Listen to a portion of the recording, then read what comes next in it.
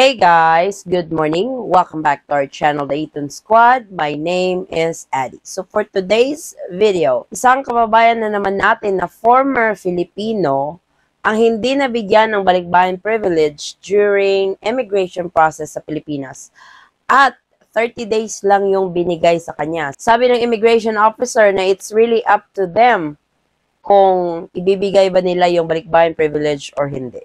So binago na ba ang rule ng balikbayan privilege para sa mga former Filipino or may mali ang immigration officer sa pagbigay ng stamp kay kabayan? Details coming up.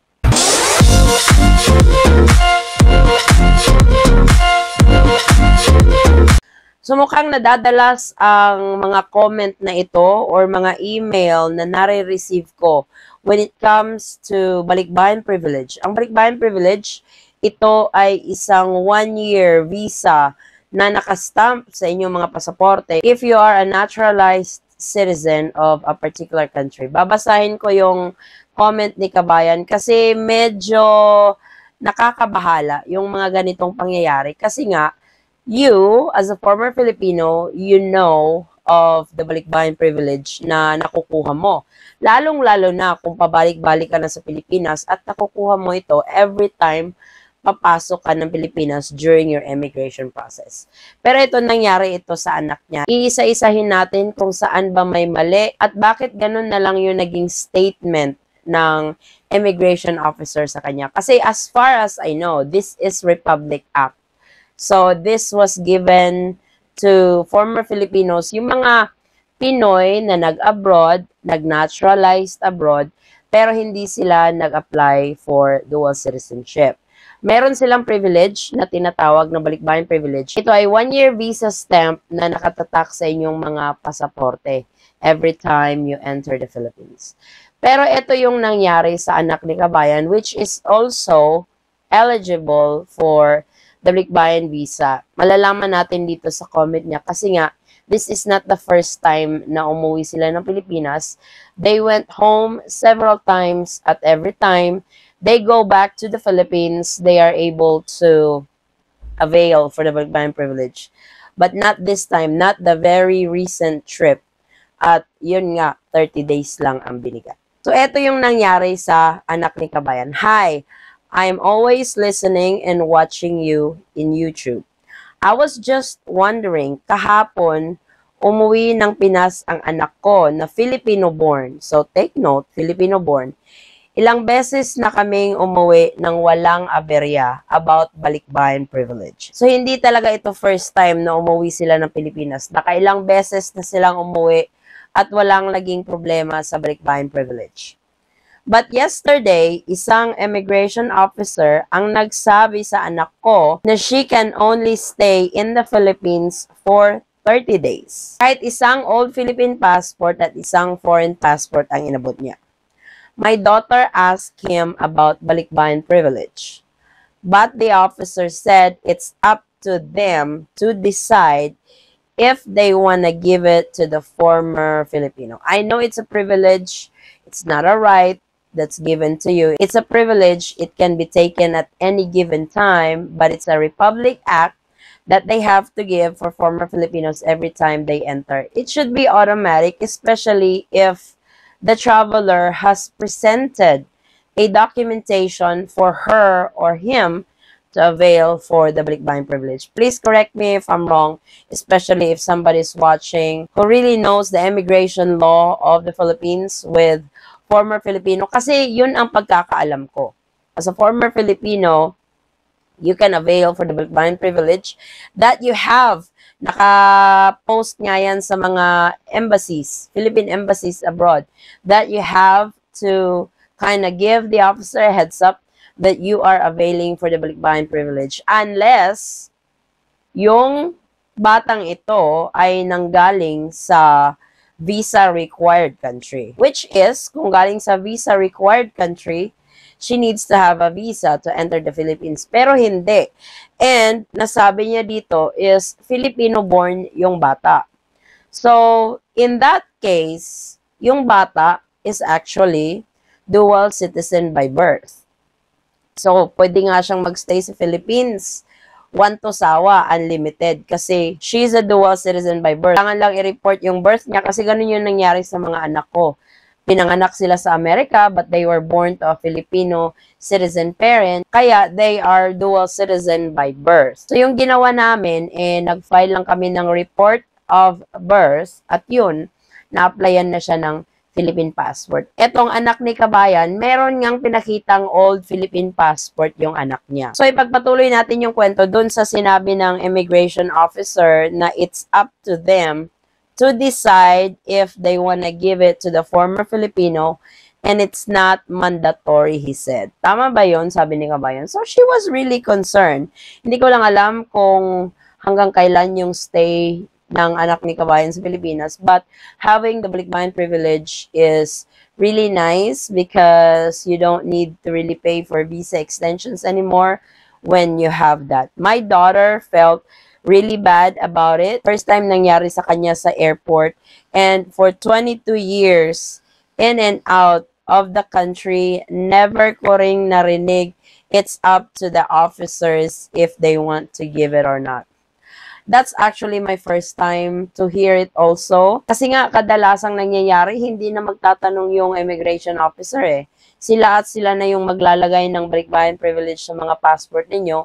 Pwera na lang kung nataon ka doon sa sinusunod talaga yung yung rules, yung by the book talaga, nasa former Filipino, you must show your old Philippine passport or your Philippine birth certificate to avail for the balikbayan privilege, yun, sa kakatatakan ng balikbayan privilege. But this one, there was really something wrong sa statement ng immigration officer na it's not mandatory, it's on their discretion if they want to give you a balikbayan privilege. So, I don't know if it's a new mandate kasi wala namang nilalabas na memorandum with regards to the balikbayan privilege. Hindi naman nabago yung law, yung Republic Act under former Filipinos for availing the balikbayan privilege visa. Wala namang nagbago doon kasi hindi naman yun basta-basta nababago, kabayan.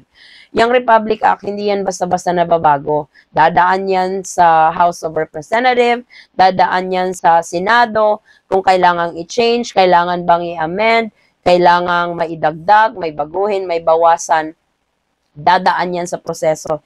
Hindi yan nasa kamay ng isang immigration officer kung trip niya lang bigyan ka o hindi. So, that was really sad kasi kung magtatagal yung daughter ni Kabayan dito sa Pilipinas, mapo-force talaga siya na mag-apply ng visa extension kasi nga kung 30 days lang yung naibigay. At nadadalas na din ang mga pangyayaring ito kasi sa akin, their situation, lalong-lalo na nabanggit niya na Filipino-born yung bata. Actually, the child has the right to stay in the Philippines indefinitely kasi Pinoy. Filipino-born. So, dapat nga yung tatak lang sa pasaporte niya is arrival date. Diba? So, she's a dual citizen by birth. May karapatan siyang magstay sa Philippines. But the thing that I did not like, yung pinaka medyo na ako, dun sa statement na it's up to them if they want to give you the balikbayan privilege for the former Filipino. Parang first time ko talagang narinig yun. Kung ako niyan, pupunta ako sa immigration office, sa main office, kung malapit kayo sa main office, and complain about it. Kung bakit ganito lang ang binigay, she was showing the documents as a proof that she can be eligible for the balikbayan privilege, pero hindi yun nabigay sa kanya. 30 days. Imaginein mo, kung yung stay niya sa Philippines is 3-5 months down the road, yung visa extension pa naman ngayon is 2 months at a time.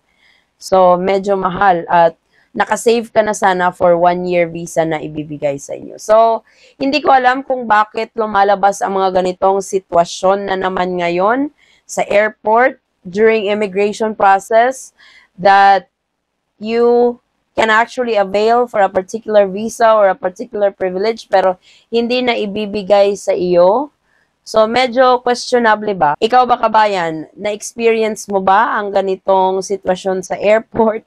Nakipag-away ka ba sa officer na no, I should be availing for the balikbayan visa? Kasi, ang alam ko, ano yan, yes, it's not mandatory, pero automatic kasi yan. May iba nga, hindi hinihingi, pero binibigay. May iba nga, 3 weeks lang ang stay sa Pilipinas, pero binibigyan ng 1 year. Yun pa, na nag-submit ng documents, at saka, take note, Filipino-born. Kaya, parang nakakalito yung rule. Kasi, andyan na yung particular rule for balikbayan privilege, pero bakit binabago? Bakit parang binabali? 'Di ba? Alam mo 'yon. So, hopefully ma-resolve nila 'yon. In my opinion, ako talaga pupuntahan ko ang immigration office with regards to that. At magtatanong talaga ako why I was given a 30 days visa only. 'Di ba? Kasi may pinakita namang Philippine passport. So, pwedeng-pwede talaga siyang mag-avail ng balikbayan privilege. So, ikaw, kabayan, if you're traveling as a former Filipino and you are availing for the balikbayan privilege, ihanda yung mga documents. Just in case hanapin, alamin mo yung karapatan mo as a former Filipino in availing for the balikbayan privilege para maibigay yan sa'yo. I-check ko din kung it's really up to the officer, yung discretion, kung feel nilang bigyan ka ng 30 days visa or feel nilang bigyan ka ng balikbayan privilege. Kaya, ingat-ingat kabayan sa biyahe at alamin ang iyong mga karapatan regarding your privilege and benefits when traveling to the Philippines. Whether you're a former Filipino or a dual citizen or kung ano man yung status mo abroad, alamin mo, kabayan. That way, you know how to fight for your rights. Kasi sayang yung privilege sana na mabibigay sa iyo. So, this is the latest. Thank you guys so much for watching. Kung kayo man po ay may mga katanungan, maaari lang pong mag-comment sa video ito at sasagutin po natin yan sa abot ng ating mga kaya. Muli, kabayan, ako ay nagpapasalamat at naway yung biyaheng papuntang Pilipinas man or paalis ay maging smooth, hassle-free at stress-free. Magkita-kita po tayo sa ating susunod na travel update. Stay safe, stay healthy, and God bless everyone.